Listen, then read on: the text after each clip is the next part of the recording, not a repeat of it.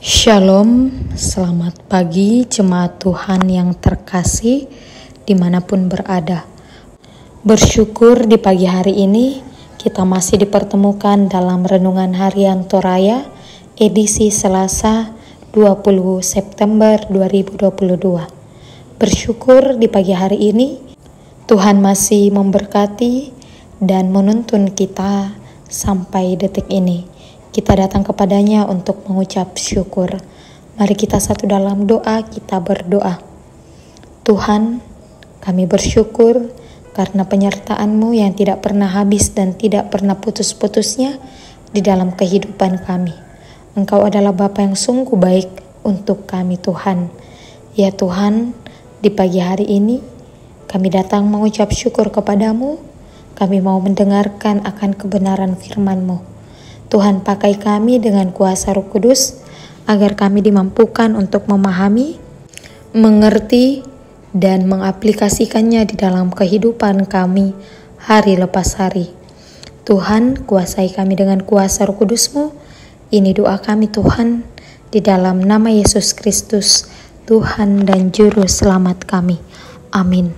Pembacaan kita pada pagi hari ini terambil dari Yeremia pasal 10, ayat 1 sampai ayatnya yang ke-10. Allah yang hidup dan berhala-berhala, dengarlah firman yang disampaikan Tuhan kepadamu, hai kaum Israel. Beginilah firman Tuhan, janganlah biasakan dirimu dengan tingkah langkah bangsa-bangsa. Janganlah gentar terhadap tanda-tanda di langit, sekalipun bangsa-bangsa gentar terhadapnya. Sebab yang disegani bangsa-bangsa adalah kesia-siaan, bukanlah berhala itu pohon kayu yang ditebang orang dari hutan, yang dikerjakan dengan pahat oleh tangan tukang kayu. Orang yang memperindakannya dengan emas dan perak, orang yang memperkuatnya dengan paku dan palu, supaya jangan goyang. Berhala itu sama seperti orang-orang di kebun mentimun, tidak dapat berbicara. Orang harus mengangkatnya sebab tidak dapat melangkah. Janganlah takut kepadanya, sebab berhala itu tidak dapat berbuat jahat, dan berbuat baik pun tidak dapat. Tidak ada yang sama seperti Engkau ya Tuhan. Engkau besar dan nama-Mu benar oleh keperkasaan. Siapakah yang tidak takut kepadamu, ya Raja bangsa-bangsa? Sungguh kepadamu-lah seharusnya sikap yang demikian. Sebab di antara semua orang bijaksana dari bangsa-bangsa, dan di antara raja-raja, mereka tidak dapat yang sama seperti Engkau. Berhala itu semuanya bodoh dan dungu. Petunjuk dewa itu sia-sia karena ia hanya kayu belaka. Perak kepingan dibawa dari Tarsis dan emas dari Ufas. Berhala itu buatan tukang dan buatan tangan pandai emas. Pakaiannya dari kain ungu tua dan kain ungu muda. Semuanya buatan orang-orang alih, tetapi Tuhan adalah Allah yang benar. Dialah Allah yang hidup dan Raja yang kekal. Bumi goncang karena murkanya, dan bangsa-bangsa tidak tahan akan geramnya. Amin. Tema perenungan kita ialah penyembahan yang benar. Salah satu tantangan besar dalam kehidupan beragama orang Israel adalah penyembahan berhala. Bangsa-bangsa yang ada di sekeliling Israel mempraktekkan penyembahan berhala dalam berbagai bentuk.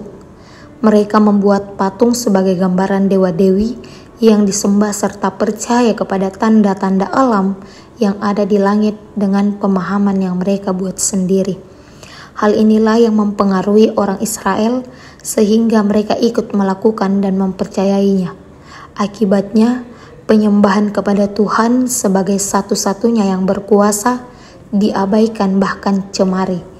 Untuk itulah Nabi Yeremia diutus Tuhan untuk menyampaikan pengajaran dan peringatan atas praktek penyembahan berhala yang sudah merasuki umat Tuhan.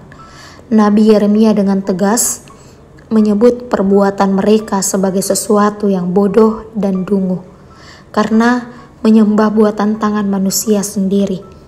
Patung yang dibuat dan disembah adalah benda mati yang tanpa jiwa dan perasaan yang berasal dari dalam diri sendiri. Nabi Yeremia mengingatkan orang Israel bahwa kekuasaan Tuhan adalah kekuasaan yang melampaui segala kuasa yang ada. Kekuasaan tersebut telah terbukti dalam sepanjang sejarah yang tidak hanya dilihat dan diketahui oleh orang Israel, tetapi juga oleh bangsa-bangsa lain dan mengentaran banyak bangsa. Kekuasaan Tuhan tidak dapat disejajarkan dengan kuasa apapun, termasuk berhala sebagai hasil ciptaan tangan manusia. Karena itu, ibadah dan penyembahan yang benar adalah ibadah yang hanya ditujukan kepada Allah berdasarkan ketetapan-ketetapan Allah di dalam firman-Nya.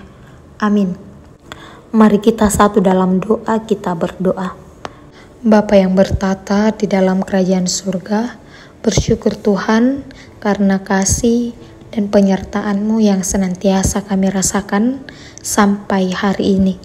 Tuhan, kami telah mendengarkan akan kebenaran firman-Mu yang mengajarkan kami untuk senantiasa melakukan setiap kehidupan kami, terlebihnya ibadah kami, hanya ditujukan kepada Engkau yang adalah Allah satu-satunya bagi hamba-Mu. Tuhan, bantu kami agar kami dapat melakukannya di dalam kehidupan kami sebagai anak-anak-Mu yang senantiasa memuliakan Engkau. Tuhan, Engkau berkati setiap jemaat-Mu terkasih di dalam kehidupan mereka pribadi lepas pribadi, di dalam aktivitas serta tanggung jawab mereka. Tuhan berkati kiranya dari dalamnya mereka memperoleh hikmat untuk menjalankan setiap aktivitas mereka, dan mereka melakukan itu untuk kemuliaan Tuhan. Dan dari dalamnya juga mereka memperoleh berkat, dan itu semua karena Engkau Tuhan. Ya Tuhan, yang dalam kelemahan tubuh, Engkau juga sebagai sumber pemberi kesembuhan bagi mereka, menjadi sumber pengharapan bagi mereka. Bersyukur bersama saudara-saudari kami yang pada saat ini dalam pertambahan usia, kiranya dalam pertambahan usia yang senantiasa Engkau berkati, mereka senantiasa mengingat bahwa kasih-Mu di dalam kehidupan mereka tidak pernah putus-putusnya Tuhan. Ya Tuhan, pengharapan, pencapaian kami, kiranya Engkau senantiasa menjadi penopang, Engkau senantiasa menjadi perisai, Engkau senantiasa menjadi petunjuk di dalam kehidupan kami setiap saatnya Tuhan. Ini doa kami di dalam nama Yesus Kristus, Tuhan dan Juru Selamat kami. Amin. Pergilah, lakukanlah selalu akan firman Tuhan di dalam kehidupan kita setiap saatnya, dan terimalah berkat Tuhan. Kiranya Allah mengasihani kita dan memberkati kita, kiranya Ia menyinari kita dengan wajah-Nya. Amin. Selamat melanjutkan aktivitas kita. Tuhan Yesus memberkati. Shalom.